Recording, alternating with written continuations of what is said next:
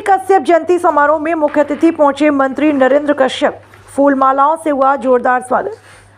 उत्तर प्रदेश सरकार में राज्य मंत्री नरेंद्र कश्यप हापुड़ पहुंचे। मंत्री नरेंद्र कश्यप हापुड़ के दिल्ली रोड पर महर्षि कश्यप निषाद युवा जागृति संस्था द्वारा आयोजित कार्यक्रम महर्षि कश्यप जयंती समारोह में मुख्य अतिथि के रूप में सम्मिलित हुए। इस दौरान कश्यप समाज के लोगों ने मंत्री नरेंद्र कश्यप का फूलमालाओं से जोरदार स्वागत किया। इस दौरान उत्तर प्रदेश सरकार में मंत्री नरेंद्र कश्यप ने कहा कि हापुड़ में कश्यप समाज के लोगों ने भगवान महर्षि कश्यप जी की जयंती बड़े उत्साह के साथ मनाई। मुख्य अतिथि के रूप में मैं आज यहां पर उन्हें बधाई देने के लिए उपस्थित हुआ। इस अवसर पर सभी को बधाई देकर आग्रह किया कि समाज को अगर मुख्य धारा में लाना है तो देश में सम्मान और स्थान के साथ साथ व्यापार के साथ अपनी संस्कृति को भी आगे बढ़ाना पड़ेगा। अपने समाज के ऋषि मुनियों का सम्मान गौरव बढ़ाना पड़ेगा। समाज को संगठित कर आगे बढ़ाने के लिए सभी ने आशीर्वाद दिया। 2027 के चुनाव पर बोले मंत्री कि 2017-2022 उत्तर प्रदेश की जनता ने लगातार आशीर्वाद दिया भारतीय जनता पार्टी को, और मुझे उम्मीद है कि 2027 में भी प्रचंड बहुमत के साथ उत्तर प्रदेश में बीजेपी की सरकार बनेगी। विपक्ष की सरकार बनाने के दावे पर बोले योगी के मंत्री कि विपक्ष ने तो हमेशा कहा है कि कांग्रेस पार्टी की सरकार ने 55 साल सरकार चलाई।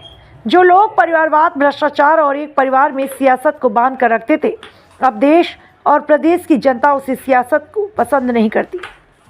सबका साथ और सबका विकास ही आज प्रदेश की जनता की जरूरत है और यह केवल भारतीय जनता पार्टी ही करती है।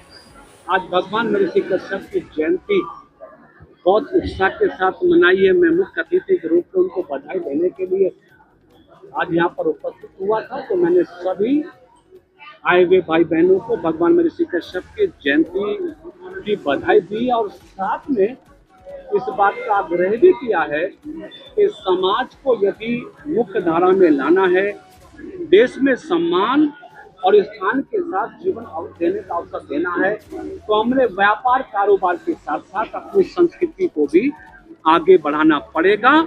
अपने समाज के ऋषि मुनियों का सम्मान गौरव बढ़ाना पड़ेगा।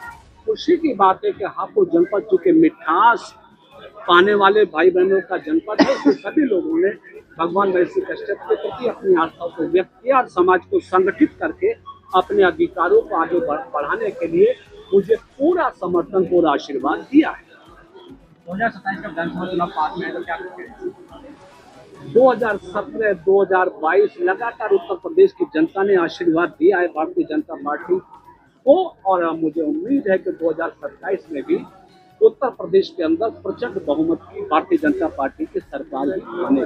विपक्ष कह रहा है वो सरकार बनाना है 2027।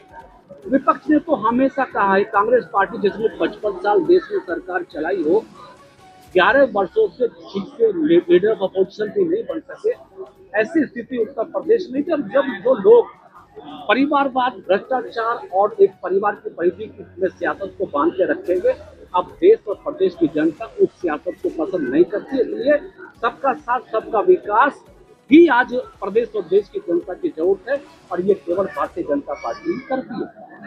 यूजीसी कानून को लेकर जनरल जो है वो नाराज है क्या बीजेपी से? क्या कोई नाराज नहीं है, यूजीसी को लेकर कोई नाराज नहीं है। और वैसे भी सर्वोच्च न्यायालय ने यूजीसी के इश्यू पर स्थगन आदेश जारी कर दिया। मामला सब जुडिस है, इसलिए उस पर टिप्पणी की आवश्यकता नहीं। लेकिन उत्तर प्रदेश की 25 करोड़ जनता का आशीर्वाद योगी जी और मोदी जी को, तो 2027 में इसका कोई प्रभाव जो है वो नहीं पड़ेगा? कोई प्रभाव नहीं पड़ेगा, कोई असर नहीं पड़ेगा।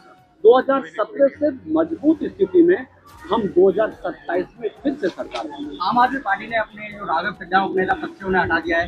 राघव चड्ढा जी, कुमार विश्वास जी, बहुत सारे नाम ऐसे हैं जो भ्रष्टाचार के खिलाफ आवाज उठाने के लिए चले थे, लेकिन केजरीवाल जी ने भ्रष्टाचार के आक्रोश में अंधभक्त होकर अपने साथियों को खोने का काम किया। इसीलिए आज आम आदमी पार्टी हाथियों पर खड़ी हो गई। हो सकता है आने वाले समय में आम आदमी पार्टी को और भी नुकसान उठाना पड़े। महर्षि कश्यप जी के जीवन से समाज को क्या सीख मिलती है?